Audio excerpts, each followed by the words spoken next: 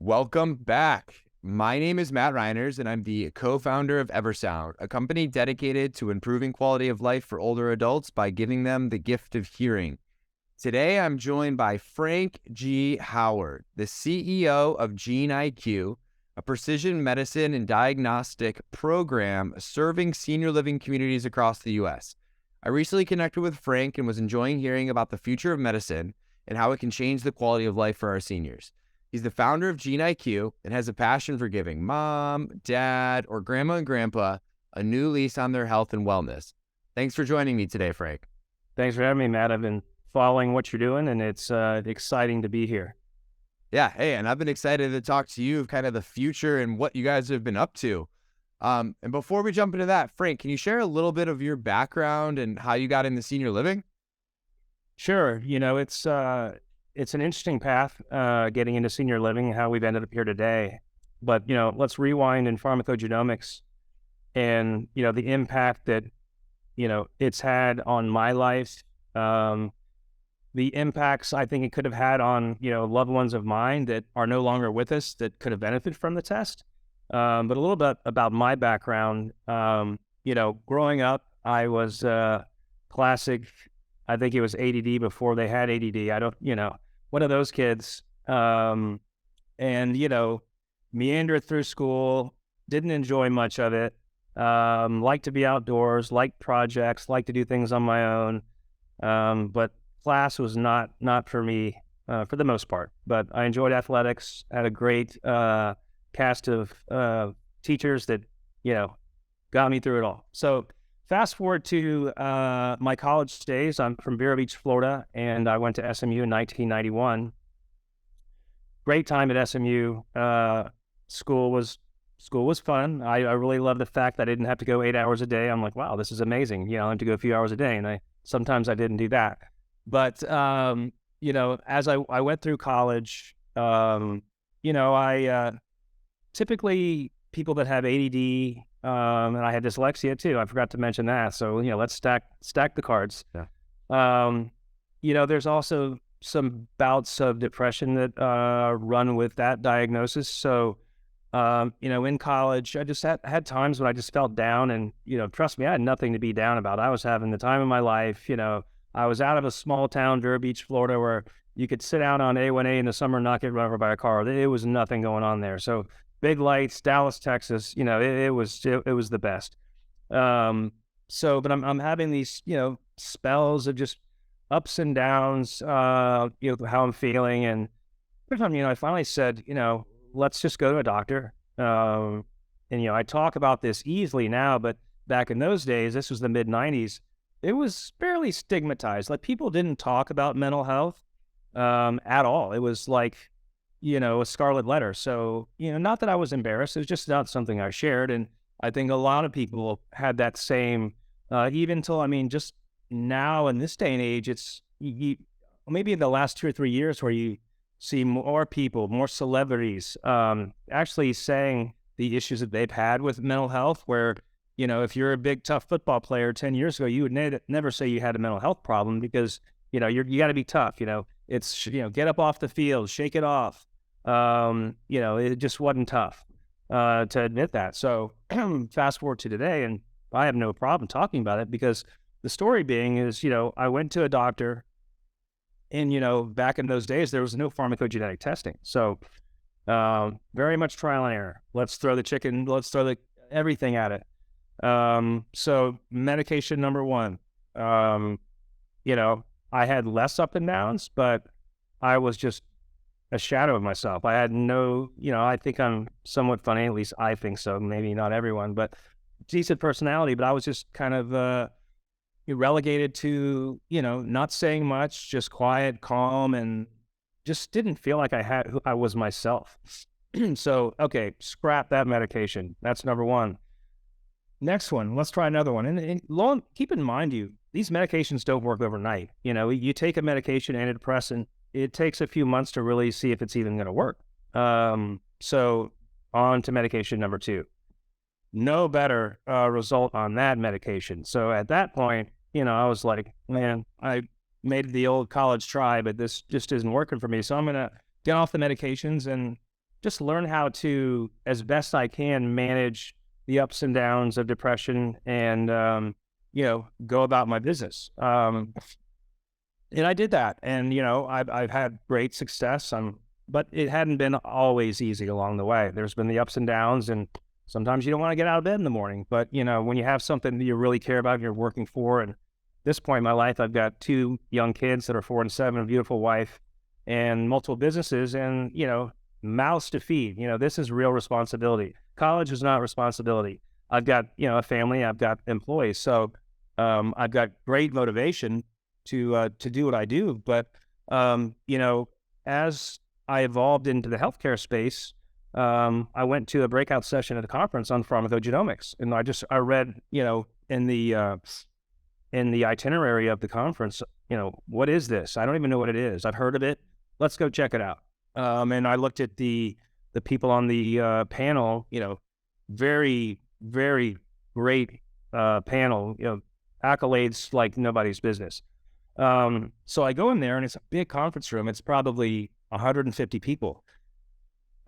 There's more people on the panel than in the audience, and me being one of them. So I'm like, okay, what's going on here? And, healthcare, unfortunately, it's been about, what am I getting paid for now? So as a diagnostics provider, if you can't get paid for something, there's not as much interest, unfortunately. But I looked at the technology. If we can, eliminate, based on DNA, medications that are not going to be effective for someone, I don't need to be a doctor to know that makes a whole lot of sense. And, in my experience, and maybe it takes having these experiences firsthand, if I would have had this test, I could have avoided these trial and errors and years of the wrong medication, being on the right medication. That's just genius. So when you have something that's so close to me, it's not anecdotal, it's firsthand, that changes the ball game. But I'll stop now, and, I know I've been rambling here for a little, and I'll let you have a word. No, I appreciate you sharing the story, and can definitely empathize. I definitely had a bout of depression in college myself, and now in a position where I've got a young daughter who will be 2 in June. So, but yeah, no, it's awesome what you guys are doing and how you're able to kind of experience the problem firsthand and really bring that into a passion and a business doing good. You mentioned that of course, we're both technology companies, right? But I think first and foremost, we're service companies, especially when we learn that with the senior living industry. And I'm curious, how are you and the Gene IQ team helping seniors in senior living communities where they reside? Yeah, that's a good question. Number one, the job that these employees and people in senior living, if you don't know that world, and, a lot of us don't know that world, and my mom's, in her 70s, I haven't had to, she's very spry, she still works, and there's probably no senior living in her future, especially if you ask her.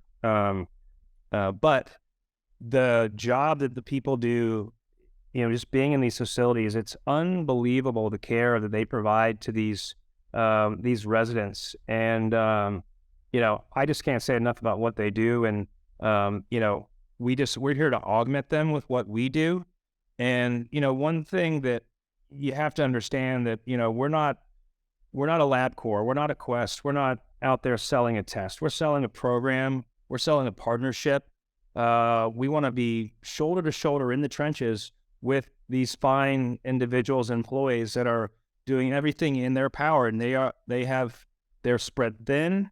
They're wearing multiple hats, and the scary part is when we come in, they're at first blush, they're like, oh boy, another something that's gonna be put on our plate, and that's the last thing that we want them to feel. Now, granted, I'm not gonna lie to you. It's not like you hit the easy button and all of a sudden everyone has a pharmacogenomic test and the meds are reconciled and, everyone's dancing in the hallways. It's not that simple. There is a lift, but we partner with that lift to get that done. And, I'm a big proponent that, you put in some effort up front, but the investment long-term it pays exponentially. Not only lowering the workload, lowering the med load, we know that, happier, healthier clients, residents, and furthermore, you know, my big fear is if I'm going to put someone, admit someone or bring someone to a senior living facility, I don't want mom, dad, whoever it may be, you know, on 15 medications. I can't observe them. Are they on a medication in the corner of the room all day weeping? And I've seen that firsthand. And, it's very eye opening. Like I said, anecdotal evidence is one thing, but personal experience is another. And when you go to a facility and you see Mrs. Jones in the corner, and you go there every so often, and you see her, you keep seeing the same lady weeping in the corner.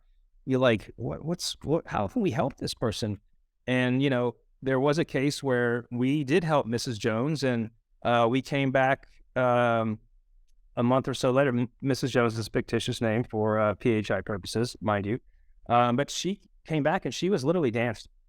So to see someone crying to dancing, that's a small taste of what we get to see, and that's the reward that we get to have. But to see that, I want to do that for everyone. Now, I take that personally, and maybe, yeah, I can't help everyone, but I want to. And, looking back on people in my life, my first grandfather, he passed away when he was 72. I was 15, died of a heart attack. Now, was he on a statin that may not have been working? We don't know. But could a PGX test have helped him?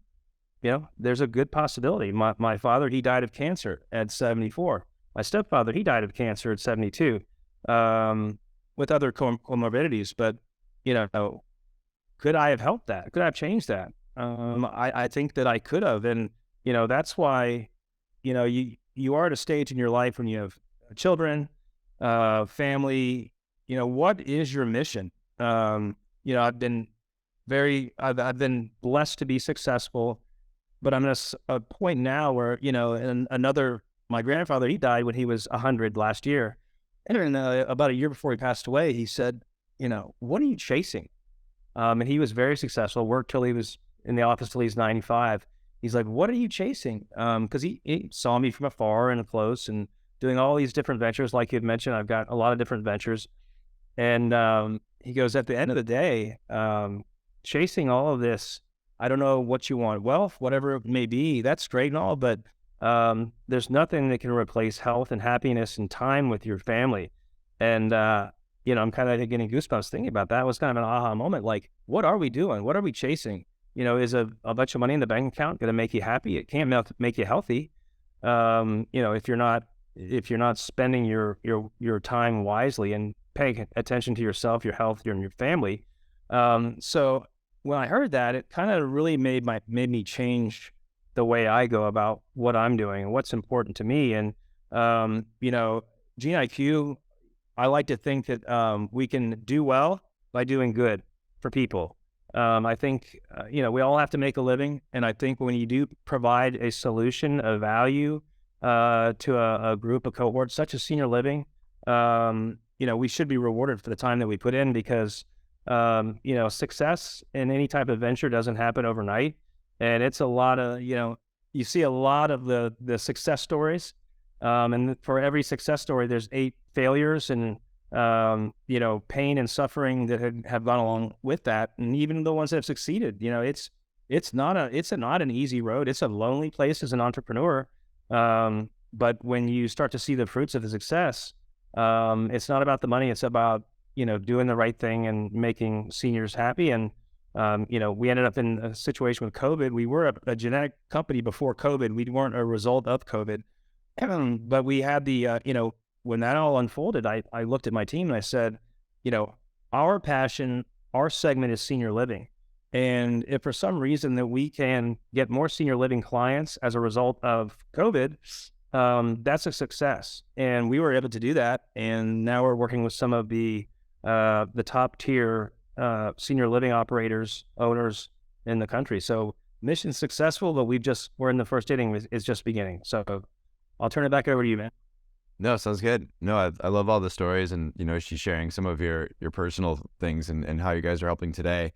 And I think one of the things you hit on there, even talking about your own family members, was the importance of health and wellness. And I know with senior living, right, they're seeing that and how it's affecting attrition. And, I'm just wondering, how can we help communities reduce attrition by incorporating programs such like Gene IQ into its health and wellness initiatives? Right. No, that's a great question. And when you're looking at, we've had the opportunity to be in many senior living facilities, and, as we've, here we are 2023, and these places they're beautiful. All things equal, if you've got a beautiful asset, all of the great amenities, if you're an operator that is offering to me as someone checking or wanting to explore an option for my mom, if you're telling me that health and wellness is very important and you're offering a simple cheek swab that can determine which medications are really going to work for mom or dad, all the pretty stuff then everyone's got a pretty place. That really becomes first and foremost that's a solution that I want to take advantage of. And, that could be the differentiator between this asset and that asset. And furthermore, as an operator, if you have an asset or an offering that can keep your resident at a lower acuity scenario for longer, healthier, you've got the loved ones that are happier, it's just kind of a win-win-win. And obviously, we're not here to come in and test everyone in the facility, although I believe one day everyone will have a PGX test, very close to birth, just to have that on your record. But, we have a very arduous process for determining medical necessity, number one. We're not here to run tests that aren't necessary. So we have a stratification tool, population stratification tool, that based on the medications that all the residents are on, we can determine with inputs from the FDA and the CPIC and all the bodies of evidence, all validated evidence studies, really who qualifies for a PGX test and who doesn't. And naturally, that's something we like to do up front, just to if you've got, and it basically qualifies as a high need, middle need, and lower need. But we found in our evidence that roughly 78% of all residents in senior living qualify and have medical necessity for a pharmacogenomic test. And once we've run those tests, the results are about 75% of the people tested have multiple recommendations based on their genetics to change or alter a medication, or reduce a medication, replace a medication, change dose. So this works, it's proven. And, we couldn't be more excited about the future, especially in the fact that we're seeing in 2023 a lot more emphasis. It's not about our residential dining hall, it's about our health and wellness program. And I think the operators that are getting out ahead of this and really emphasizing this are going to be the ones that really get it and are really going to prepare themselves, position themselves for the next wave of senior living. And, the demographics are strong over the next 10 years. We've got a lot of people coming into this segment. And I think we'll have a lot more people staying in the actual senior segment and not having to graduate into a higher acuity. So from a business standpoint, it makes a lot of sense. From a residential standpoint, great sense. Caregiver, I want that test. And salesperson, I want that in my arsenal from a sales standpoint. And, more, it's paid for by Medicare, and we validate medical necessity. We qualify every patient in advance of that. So it's at no cost to the operator, which, I'm still looking for any negatives, and I haven't found any yet, but anyone that thinks that at Pharmacogenomics is a negative, I'm happy to answer those questions or have that conversation. Yeah. Hey, I think the value of getting people the right medicine is just so important with the amount of medication that's being taken in a lot of these senior living communities. And, one of the questions I am curious, because a lot of the time healthcare decisions are often not only the decision of the senior, but incorporating their family as well. Because of course, everybody wants to live longer, right? Everyone wants to be around their mom and dad longer, grandma and grandpa longer. How does technology like yours, help to guide those health decisions? What does that look like? Well, number one, we never run a test without either consent from the senior that has the ability to understand what test they're getting. And if they have a power of attorney or a loved one, we get a written signature and an explanation of what we're doing and a sign off. So no test is getting run without anyone's consent. They're all understanding what we're doing. And I think just having full disclosure and understanding of that is very important. Historically speaking, you've had in any space, especially healthcare, there's always going to be, bad actors in the space. And, you hear evidence of health fairs where they're cobbling together social security cards and running every, genetic sequencing, everything under the sun. That certainly makes my job harder because, people have heard of these instances. And so we're always fighting like, are you selling my data or, what's going on here? And, like I said in the beginning, this is a program. We're working hand in hand with the operator, the owner, the equity partner, all stakeholders, the patient, the administrator, the nurse, and obviously the physician that's involved. So this is a complete care continuum program where all stakeholders are involved and informed. And I think, like I said, we're in the first inning, and I think this will be a standard of care in this space, particularly just because there's such a need for this, and we got to make the jobs easier for these great employees that are working day in and day out to take care of our parents. We have to make their job easier, and that's what our goal is. And I'm here to, I remember there's days when I could go in and help oversee swabbing and collecting and input. There's nothing that I won't do because I care about this so much. It's a passion, and I'm not going to stop till this is mainstream. Love it. And I'm curious because, you talked about some of the things you've learned or some of the things you've seen while getting this going in senior living communities. Do you have any learnings, whether good or bad, that can help our listeners to better implement a program such as yours or into their senior living communities or just technology in general? It's, as we're evolving, we, in the early days, we didn't have certain integrations with like point click care or matrix care.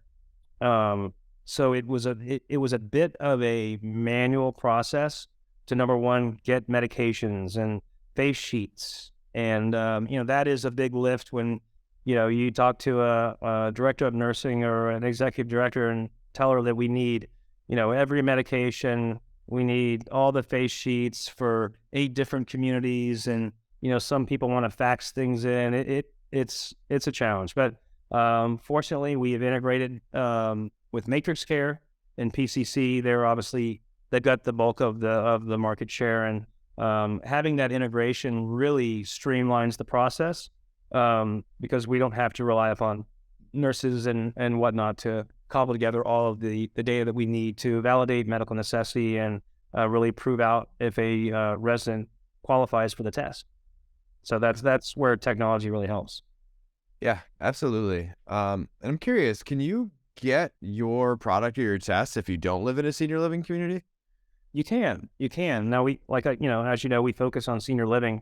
But if you go to your practitioner and explain to him that this is a test you want, then we can onboard the practice. This is a test that obviously has to be ordered by your doctor, your physician, and reach out to GeneIQ. We can get that practitioner onboarded and certainly get a test for whoever's wanting it.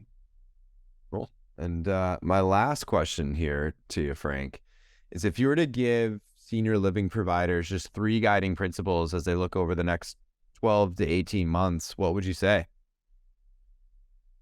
Use GeneIQ. Number one. No, I think health and wellness is really it's on everyone's mind. And, reactive medicine has to go away. We have to be proactive. Now, granted, we are reacting to a lot of comorbidities too, mom and dad that's in senior living on multiple medications, but let's get them right. and you know, let's look at what potential other medications might work, or just get rid of a lot of medications. Um, so I think we need to be forward thinking, and we can't be looking in arrears. You've got to focus on the health and really understand the population that's going to be coming into senior living over the next 10 years. And, as, me being 50 years old, um, you know, the person that's selecting a senior living facility, they are now have been in the computer age for quite some long. They're tech savvy. They're going to want to know about this. And so understanding that that's your focus, your segment you're really marketing to is the 50-year-old that understands technology. And I think transparency is going to be really, really important. In a lot of instances, if just going through this process and looking at a lot of different operators, there's a lot of things that you can shop online, and there's price transparency. You kind of know what you're getting. But in senior living, it's quite opaque in a lot of instances. So, it's not apples to apples. You can't get pricing. They want you to come in and you get this big package, and it's just not easy to shop. And in the day of, Amazon, I hate to say it, but there's a better chance that if I order if I need a toothpaste or a toothbrush, I might as well just order it on Amazon, because it'll get here before I make it over to CVS. So, I hate to say it, but I think there needs to be transparency and more of apples to apples ability to compare what you're getting without having to really vet out and go to all these facilities and try to uncover what the costs are, the prices, and what do I get for this. It's just, it needs to be more transparent. And I think I think that creates more competition, and it creates pricing competition, but I think it's healthy pricing, and we all understand what we're getting. So I think that's where things need to go. Cool. Awesome. Well, so much information in there. Thank you so much, Frank, for your time, effort, and energy, and building companies like Gene IQ that are just going to push the senior living industry forward. Thanks for having me.